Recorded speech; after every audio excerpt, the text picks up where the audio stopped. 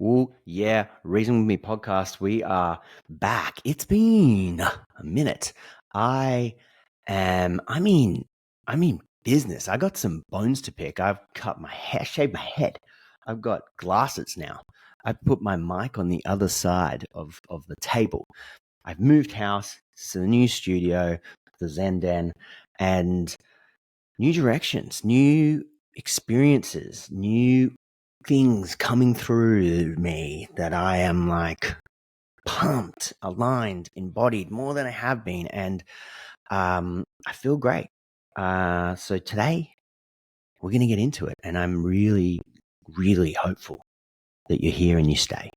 I have been running this podcast for a while, and the likes, this 5 stars, and even the comments are the way it just allows for me to know, right? And that's what I need. So this is a solo episode, and I want to keep doing these, and I want to bring more guests on, but I just want to know who's here, who's listening. And if you can give me that feedback, then I know, and I'll keep them going because I love them, but I got to choose my time wisely. And want this to be something that others love as well. So without further ado, this is going to be, I don't know how long it's going to be. I might break it up into parts, but it's pretty serious. And this isn't just to who it might seem directed at. And I guess that is going to be anyone that is a health professional that works in this space of trauma. This is for anyone that isn't in that space, that likes, self-development and is in the work already, or is thinking about the work, or is just really curious about the world of trauma. So it will have a bunch of insightful tips. And I guess the whole point of it is going to be around the reality of the world that we live in when it comes to self-development and it comes to trauma. So I'm going to bounce through quite a lot. And I guess we'll jump in and we'll see where we go and then where it takes us. But I guess the intention behind it is really just to give some of my inside thoughts and those thoughts that are starting to become a bit more vocal. And I guess that's the direction of this podcast, is being a bit more punchy in the Reason With Me style, and online and where you find my work on Instagram, just kind of taking the direction of being able to support leaders that are growth led, that really want to do this work well and in the best way. And essentially that's trauma work done properly. So let's jump in. I'm going to do a little bit of reading off my notes, and I'm going to do a little bit of a scat, free flowing bars. So hang in there, stay with me. Thanks for being here. Trauma, healing, and the responsibility of doing this work. I just sat here and I just wrote, and I thought, I need to come on. I need to talk about this. And the world that we live in, which has got lots of pros and cons, but I guess one of the big pros is a lot of people are doing work on themselves, are in the self-development lane. And that's exploded, right? We're having so much more conversations around healing. We're having so much more conversations around growth. It's really just starting to take off. And it's a long time coming. I think there's a bit of an awakening that's happening in the world. And I think that's so needed. Awakening to the fact that everything we are and everything we carry is worth having a look at, because we've only got one life and one body, so we want to make sure that we're starting to do it right. So whether that's something that you're doing at the moment, it's not that hard to get pulled into it by the algorithm of Instagram, or by the conversations that people are having that are, in your circle. So what I think is that the more that is becoming a curious space, the more that it's actually all coming back to the reality that I'm glad we're starting to realize, is that everything we carry, everything that we are, is rooted in our experiences. So at its core, much of this work that we do on ourselves, self-development world, boils down to 2 fundamental elements. at the end of the day, end of the line, and that is attachment and that is trauma.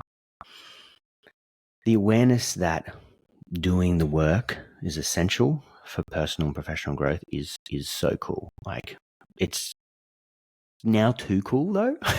It's becoming this, it's the buzzword. Do the work. What the fuck does that even mean, right? But that's there and it's out there and people are using it against each other. Like, it's just getting a bit settle fuck down, right? But they're so mainstream now. Terms like trauma-informed, healing, inner work, they're all just nice buzzwords floating around. With that comes a lot of confusion. And with more people experiencing and doing this work, there's more people going, I can do this. So what I want to cover is a lot. What does it actually mean to do the work? Who is qualified to guide others in the deeply sacred process that is this work? And how do we discern between the true trauma specialists and the trauma-informed practitioners, and then just the self-proclaimed healers who might have attended one breathwork session or declared themselves, I've now released blah, blah, blah, blah, blah, right? And everything in between. So buckle up. The problem is we are hungry. Humanity is hungry for change, hungry for relief, and we all want the answers. But this hunger is like a starvation, right? People want the quick fix, the fast solution, the one size fits all. Give it to me now, right? I call it, and it wasn't coined by me, coined by a good friend of mine, Kate, who said, that's sexy. Instagram sort of shows you all these things like, oh, this person released all his trauma with this one breathwork session. Look at him. He's screaming at the top of his lungs. Or look at this, exorcism that's happening on this yoga mat. Like, wow, I want me some of that. Then what they're then telling me is I'm going to be rid of my trauma. Where do I sign? Take my money. Yum, yum, yum, right? We're hungry for that, right? Because it's sexy. And we want that one night stand with change rather than what I deeply believe that we need is the long-term relationship with transformation. But instead, we've got a bunch of backdoor cowboys who are well-meaning but unqualified, and not only unqualified, just not informed. And I think that there's going to be a big distinction in as I develop into more of this chat. So they're holding these spaces and selling this promise that I think is really harmful. So, but that's what we want. We're really hungry for it. We want the immediacy. And I put my hand up and be like, hell yeah, I want that. Like, I want you to give me an exorcism, right? Like, I want to get the deep, dark shit that, is in my body. The body keeps the score. I want to release that. Yeah, of course I do. Well, hell to the, yeah, that sounds like me. So, I'm guilty too, right? But that's not all it is. It's like the supermodels, live this way, get this body, eat this food. They're not always that happy. They're not always that beautiful. Shut up, So let me be clear. Anyone who works with an individual in a way that touches on their personal challenges, whether that's like a work-related stress or a parenting struggle, whether it's moving into the depression or the anxiety or even addiction, in some capacity, that means that they're working with their trauma. So let me kind of be even clearer on what I mean by that. That shows itself in, if you work with a work-related issue and there isn't a willingness and readiness to do the work, then you push them to do the work. You're not going to get very far, and you're potentially going to make things a little bit harder. If you're about to help someone with a parenting issue without really understanding if they can even hear feedback or constructive criticism, that's going to potentially make them overwhelmed as well. If we're working with someone's depression and anxiety, then we've got to be aware of what the risks are and what their coping mechanisms are right now. All of this is really understanding the deep, dark parts of the fact that everything is based on our experiences. Trauma isn't limited to catastrophic events. Surely we know that by now. I don't like this big idea of the big T and the little t. Like, let's just throw that out the door. Trauma, at its simplest, I think, is, it's really not simple, but I guess the definitions are painted with lots of different brushes in lots of different ways, dependent on the context. But the way that I really like to put it, and based on what I've learned, is it's a less than nurturing experience. It's the moments that were too much, too soon, or too fast, or so overwhelming that they left an imprint within us. That last part is probably the second definition that I think is really important, that Gabor Mate talks a lot about.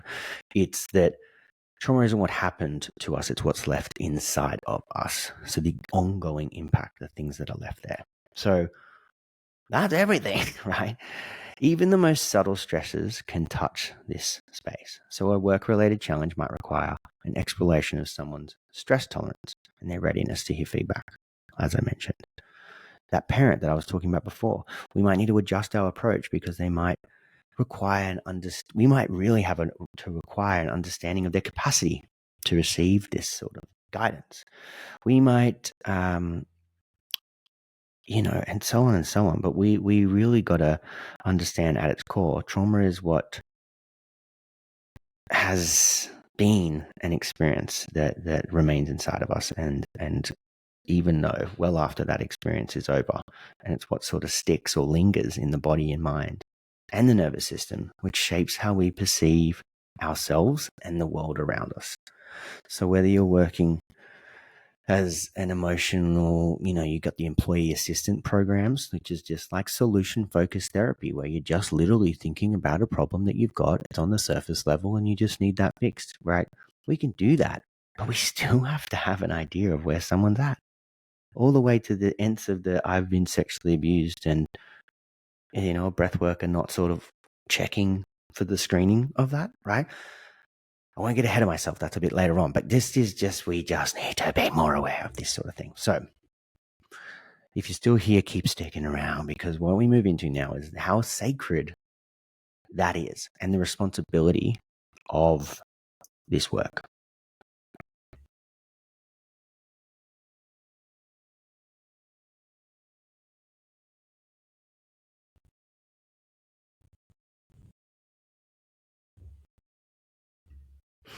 Now, I've written a lot, so I guess we'll try and stick to the good bits, and I won't go on too many tangents. But this is why trauma work, true trauma work, is so sacred, and it's why those stepping into this space that are going to deliver this work have such a responsibility to approach it with the depth and care and the full understanding of the complexities that are involved. To work effectively with trauma is to recognize the delicate balance of safety, willingness, and readiness in the person you're guiding. It's not about fixing them. It's not about offering them a quick relief. It's about creating a space where they can be witnessed, where they can feel, they begin to process what's holding them back, right? That's a big job. So as leaders, as healers, as guides, you have to be asking yourself, or hoping that they're asking themselves, are we actually truly prepared to hold this kind of space for someone? Is there a possibility that although I'm working on mindset work, or I'm working on getting your business to the 50K, 100K months, do we have a process to know that means I'm probably going to touch on some beliefs, which means I'm probably going to be looking at where that comes from, and which means I'm going to help them let that go, which means I'm working with fucking trauma, right? Do we think through? Do we understand the nervous system, the window of tolerance, and the ways trauma starts to look and manifest in all the nuanced ways that it does? Are we actually equipped to handle those risks? and the responsibilities that come with working on that level. If any of those answers are clearly no, then don't do it. We owe it to these people that we serve and the sacredness of this work. We need to pause and deepen on our learning before we step any further into that. There's a lot of people that think that they will be fine and that they can do it. And, the people that I'm working with, they've got their shit together, so they'll be okay. But you're doing shit with them that they haven't done before. You're doing shit with them that kind of addresses that. Sorry, it's my door slamming. We're getting excited. So we need to do better. And this is really, really important. We have to do better. Now, this might just sound like I am ranting on calling out the untrained and the unregistered. And maybe I am. I am doing this with, how would I put it? I wrote it before. It's forceful, but delicate. It's soft, but it's hard, right? But it's intentional. And I'm really trying to call for ownership and accountability and responsibility for anyone stepping into the sacred space of work and helping others heal, right? That's all I'm doing. It's a call out to the accountability that's needed. But I want to be really, really clear. This is not just about calling out the untrained and the unregistered, maybe the coaching industry, the in between the lines might hear like and sound like.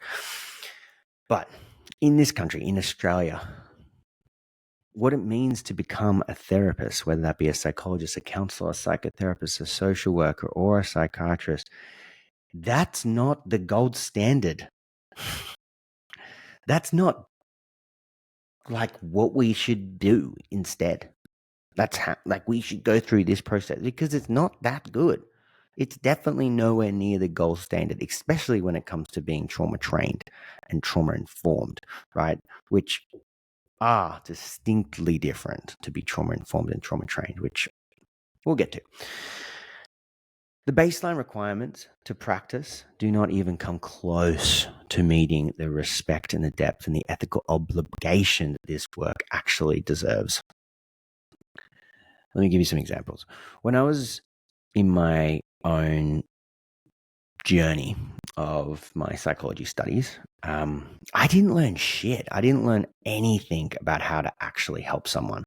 It offered me nothing with how to actually sit with another human being in their pain, let alone any understanding of trauma. I don't even know if the word trauma was mentioned. It might have been mentioned in the brain injuries, the trauma of that, right? Which is different kind of trauma to what we're talking about. So when that was the standard, I was like, this isn't it. I need to do something different because I thought that's what I was going to get, but I didn't get it. So when I pursued my master's in counseling and psychotherapy, I got some hope, right? Finally, thank the Lord, thank the heavens that I'm actually here doing a little bit of this work where they said, go and counsel someone. Here's how to do it. Here's are the skills that you need to be able to do this work. But when it comes to trauma, there was one subject. And it was 13 weeks. That's not enough. That's all we get then spat out to be able to register as a therapist to then be able to do this work. Like, that's crazy. That's not enough as a therapist, let alone anywhere near the trauma work that then someone might then step into or be, something that lands in front of their face. I was really fortunate to have an incredible lecturer who went beyond the curriculum because the curriculum didn't have what was needed. Now, she still will attest to this, that she only gave the crumbs of what it is to work in this space, the 101, right? So This person is still my supervisor and was my therapist for quite some time. And yeah, she would definitely say that it barely scratched the surface. Across all the institutions outside of the one that I studied in, the psychotherapy training is the same. It's all the same. They're not anywhere close to what it should be to spit out a psychotherapist. Barely even a counselor spit out a counselor, let alone a psychotherapist, right? So it's not the gold standard. It's definitely not even close to like what is needed to be able to do this job. So I'm calling it all out, right? We need to do better, and I think we're doing a disservice to the world, especially we look at just Australia. We're just not getting trained properly. Yeah, simple as that. So if you're getting a little triggered, take a little spicy break, get a little fresh water, have something to eat, and come back because we're not done. We just deserve more. The truth of the matter is that the real learning begins after your formal training, right? If you even had that. The qualification, it's just the starting point. And because it's not as good as it probably should be, people aren't doing it. And people are finding their way through the back door and almost, honestly, some of them are doing a much better job. So why go through the front door, right? It's just not a standard that is where it needs to be, let alone I could go on and on and on. Maybe that's another podcast around the discrepancies around pricing and costs and the ethical and the actual legitimacy of being able to call yourself a therapist. We won't go down there, but oh my God, I've got to hang up on that too. But after the fact is where you start to become a specialist. It's where you actually start to become, you niche down and you get really clear about what it is you want to kind of specialize in. So that's when you'd start your trauma training. And that's years of ongoing experiential work, mentorship, supervision, specialized training that allows anyone that's involved in that to even begin to approach the depths of trauma work, right? So I've done a lot of that after years of trauma training, specific trauma training, reading hundreds of the books and the papers, engaging in mentorship, sitting with the darkest parts of people's souls. I still feel like I've barely scratched the surface. The top leaders in the field will tell you the same thing. True mastery of trauma work is not attainable. We're always continuing to learn. This requires humility, right? This work requires humility, respect, and a lifelong commitment to growth. Can you put your hands on your heart, say, yep, I do that. That's what I'm doing before I work with these people? Can you say that you're going to continue to do that? That's how it should be. Right? Trauma work is too sacred, it's too profound to be approached with anything less than this level of reverence. So I am on a mission. You can catch my tone, my guy. And I want to deliver trauma work done properly. That's the face. That's the new game. I even have glasses now, right? Like, business, right? I'm here to crack down. So, reality is not perfectly, but with humility, love, and integrity, right? This means showing up for myself, ensuring I am as aligned and embodied as I can be, and continuing my journey of my own self-compassion and kindness, going my own therapy journey, being able to be humbled by the reality of my triggers, that I'm continuing to be human in this experience as well as being a therapist in this experience. It's just not about helping others. It's about walking the path ourselves.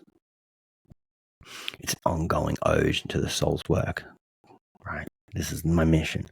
And it's a dedication to the ever-evolving process of healing itself. So for those stepping into that space, I invite you to really honor the depth of this work and commit to doing it properly, recognizing the weight of what you're holding, and most importantly, show up with humility, right? Surrender for yourself and for those that you are privileged, literally privileged to be able to work with. Yep. So that's a bit of that. It is a long, road. And I think that there's more to say in so much of this. And what I feel is important to add is going to be in the next episode, and I really hope that you stay. I'm going to give specific examples to what this work looks like and what it doesn't look like, and what it can and can't be, and real examples of some of the cowboys that are doing some of this shit at the moment, and what the need to be able to step into this space looks like for me, and how I'm helping other practitioners that are willing to put their hand on the heart and say, I want to get better and better. This is what I'm here for. This is what I'm doing. So if you like this, if you want to continue on part 2, we're going to get into the depths of this. So please, again, thank you so much for listening. There's a lot of missing pieces in this podcast, let alone this trauma work. So let me fill in the blanks. If you have any questions and comments, please share them. I would love to riff on this more. If you're a passionate trauma expert, no one's an expert. If you're a passionate trauma thriver, follower, self-worth lover, then join the podcast. And if you want to be a guest on here, jump in as well. So let us continue and pause it there. And I'll see you next time. Thanks for joining.